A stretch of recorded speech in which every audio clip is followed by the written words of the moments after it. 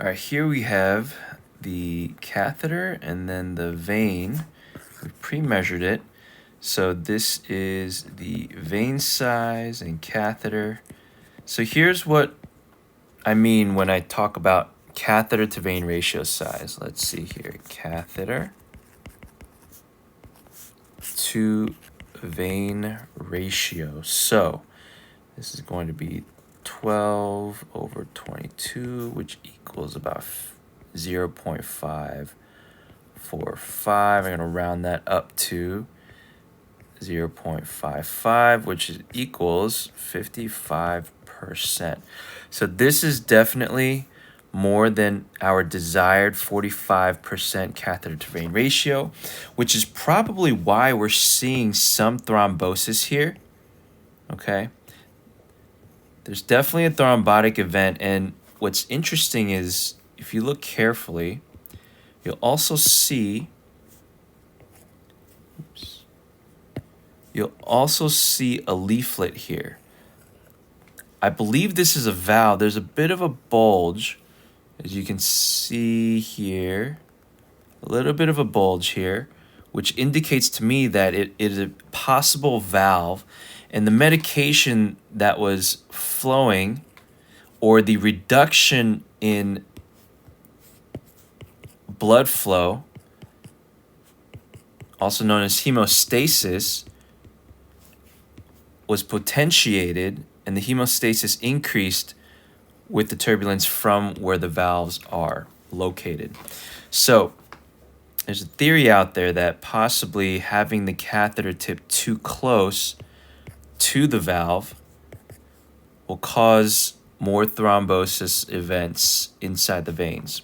Theory, but kind of makes sense. So what we want to do is be careful about how we draw the blood here, because remember, one of the reasons why we're hemolyzing blood is due to inappropriate amounts of pressure, positive or negative. I believe it's more negative that causes hemolysis rather than positive. Don't quote me on that. I have to double check. But inappropriate amount of negative pressure could and will hemolyze the blood. So when we're pulling the blood from the venous return, and of course there's not much return at the bottom here because it's pretty much completely obstructed by the catheter. But whatever little flow that we can take advantage of from the top area here, we're going to draw that blood, and it's going to try to get sucked into these narrow spots. Now, I understand that the catheter lumen looks pretty small, but keep in mind these red blood cells are significantly smaller. So it's not like they're trying to squeeze into, like each cell is trying to squeeze into the lumen of, or the opening of the catheter. It's a whole bunch of them. Okay, it's a whole cluster of these red blood cells trying to get into the catheter, and the increased pressure causes the whole crowd, the hundreds, if not thousands of cells that are trying to get into this catheter at the same time. So we have to, in a orderly fashion, don't run, walk during an emergency type of pressure. And so we need to draw the blood very carefully, very slowly, and very gently with the least amount of pressure. The problem with these vacutainers that we draw blood with, they have a fixed negative pressure. You can't control it. And a lot of times with these inappropriate catheter to vein ratios,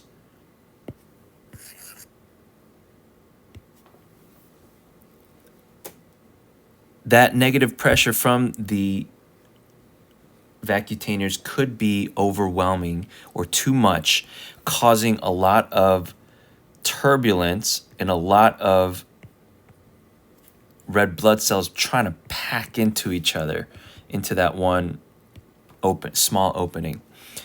So the recommendation is to use equipment that allows you to draw with the least amount of pressure.